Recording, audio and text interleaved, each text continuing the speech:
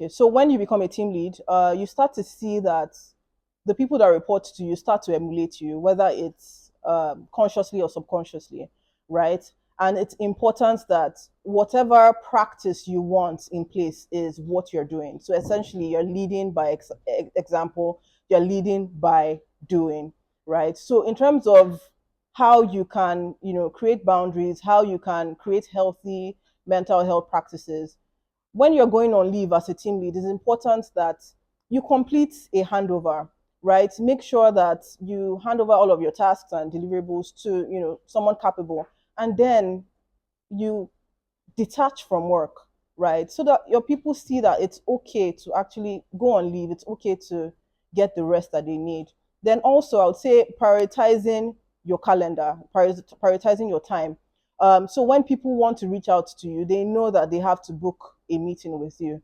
They know that, oh, I can't just barge in on my team lead. And then they start to prioritize their own time as well. And then as a team lead, make sure you're not reaching out to your team members after work. Try as much as possible. I know it's hard sometimes, but it's important to be intentional about it, right? Because I remember when before I became a team lead, I did not mind it, right? People reaching out to me, but I did not exactly, celebrate it, right? So it's important that we put ourselves in the shoes of, the people that report to us.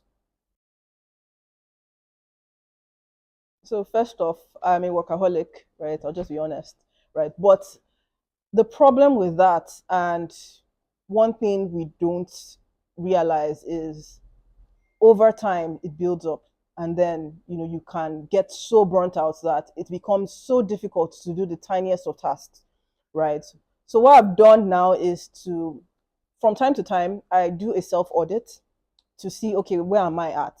What level of burnout is this, right? Because burnout is not something, or mental health isn't something that, is solved in one day. It's a continuous lifestyle, right? So one way I do it is, my major stressor is when, I have a project that's not done, I have a task that is open. So what I do is I prioritize my to-do list, right?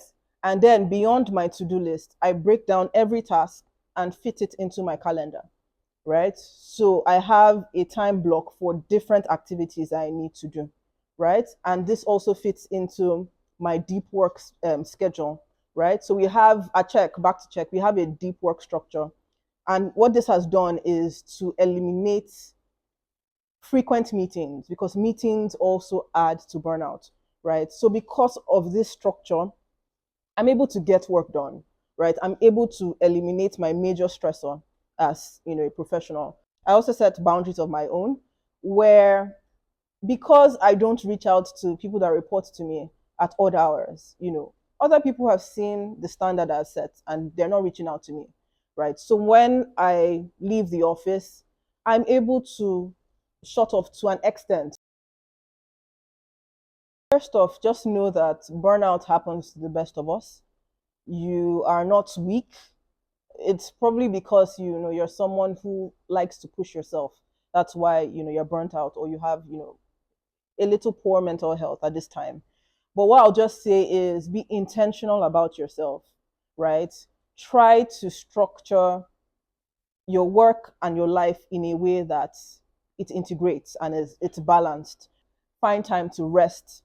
Find time to have that relationship with your family, and you see that over time the burnout starts to reduce.